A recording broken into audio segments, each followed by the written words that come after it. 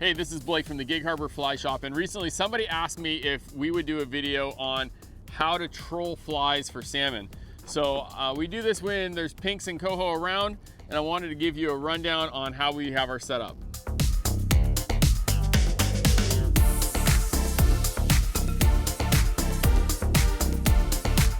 Okay, these are the flies that we like to use. We like to use a bucktail that's got 2 hooks, and so we'll have usually that front hook is important because it keels the fly. It makes that fly ride up, and then that back hook is usually the hook that you end up hooking that fish on.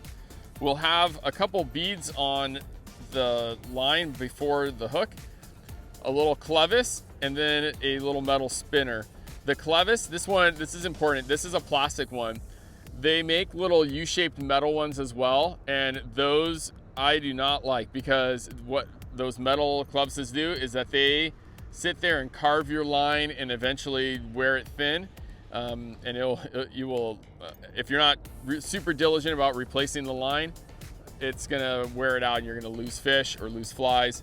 So the little plastic clevis is great. The little spinners can just like snap right off and snap back on again.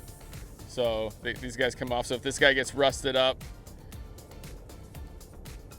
so you want to make sure that the clevis is facing, the arrow part of it is facing forward. Sometimes people put these things on backwards. The reason for the beads is if you didn't have these on here, this spinner it'd be back a little bit further, and then it hits the point of the hook.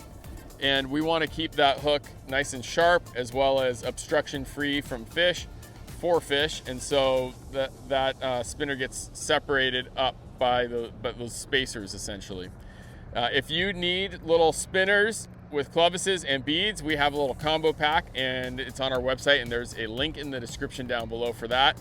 We also have different flies for coho, pinks, etc. And those are also down in the link below. Okay, so when you're running this setup, the other thing that we have on here is we have a swivel, and we have some leaders from Rio called the XL Streamer Leader, and it has a swivel built into it. It's a short leader, only like 4 feet, which is perfect for what we're doing. So we'll put a link in those down below as well. They make it in, I think, 16, 20, and 25. 16 or 20 is perfectly fine. I probably would just go with the 16. Yeah, you're not gonna break fish off on 16. So the line that we have on here, this is a Rio outbound short. This particular one is a full sinking line. But we also like the configuration where it has an intermediate running line, and then it's graduated on the front head to a type 3, type 5, type 7. So the 357 is great. I mean, the I35 is good too. Or just the straight all 7 is good. And that's how many inches per second it sinks. Now, when we're trolling, the fly is actually not that deep. It's gonna be pretty shallow behind us because we're dragging it through the water. And so that little spinner gives it some action and some just fish attraction with that little flash. And we wanna keep this thing pretty far behind the kayak or the boat. In Puget Sound, generally we're running this like 70, 80 feet back behind us, 60 to 80 feet. I've done this a lot up in Tofino and Vancouver Island. And up there, a lot of times we'll run the fly 15 feet behind the boat. Like, you can see it. And that's great because then you can see if you have weeds on your hook. You can see fish come up and blow that thing up. But you know, those fish are a lot more aggressive than fish that we have down here. We got to be a little bit stealthier. Having more line out also gives us the opportunity to fish the fly at a little bit more depth. So how we can do that is when I have the rod in the rod holder, and I'm going to talk about how to do this the right way in just a minute. When that rod's in the rod holder, depending on which direction I'm turning the kayak, I can get that fly to sink a little bit deeper. If I'm running with the current, it's gonna naturally sink deeper. If I'm going against the current, then it's gonna pull that fly up and ride it shallower. And so I can use the currents to my advantage, but I can also just use the way that I turn to put that fly where I want it to be at. Okay, let's talk about putting the rod in the rod holder. A lot of times people want that rod sticking straight out. And this is not what you want to do, because what ends up happening is the fish hits the fly, the rod tip absorbs the hit, and you don't hook the fish.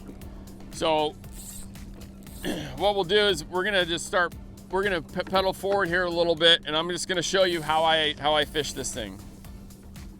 I'll fish it a shorter leash though, so I'll usually throw the line out back behind me, and then as I'm pedaling, I'm gonna pull line off the reel, and I'm just gonna keep feeding line out until I have enough line out that I wanna fish.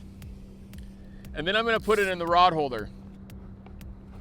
So to put it in the rod holder, this rod holder is from Scotty, and I really like these rod holders. You just put the rod in here and twist it. So the reel has to go in the middle of the rod holder, and then this locks it in. It's not going anywhere. I have to twist it to get the rod back out. Okay, so when a fish hits it, I have my drag set. It's not really tight. I mean, on this reel, so this is a Sage Spectrum, and I have it set on 6 out of 10. I mean, I can easily pull line off the reel. And so as I'm trolling it, I'm just gonna wait for that fish to eat the fly. And as soon as it does, that reel's just gonna start spinning because I'm moving the other direction, and that fish is hooked onto the hook. So as that reel starts spinning, I'm gonna not grab the rod. I'm gonna pedal a couple more times and make sure that there's plenty of tension. That really drives the hook. And then I twist the rod out and I have the fish on. And then at that point, I can fight the fish. Oh my God, no, I'm just kidding. So checking the fly for debris. Sometimes I see people do this where they'll just sit here and they'll just reel it in, and then they'll have to pull all the line back out.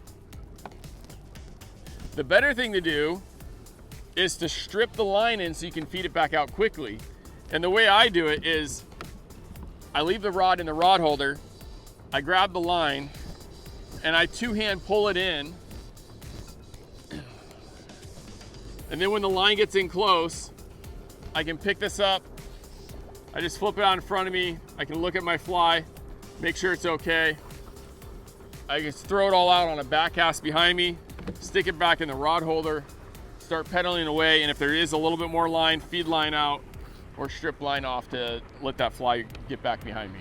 Okay, I hope that those tips and tricks were helpful for your fishing this summer, getting out on the water, chasing some pinks and coho. We got a lot of salmon around this summer. It's gonna be really fun. We love trolling flies for salmon. We love casting flies for salmon. We'd love to take you out fishing. If you want to book a guided trip, check out the link down below for information about our trips. They're on our website. Make sure you subscribe to our channel so you get all the updates that are coming out. We got more videos coming soon. Thanks.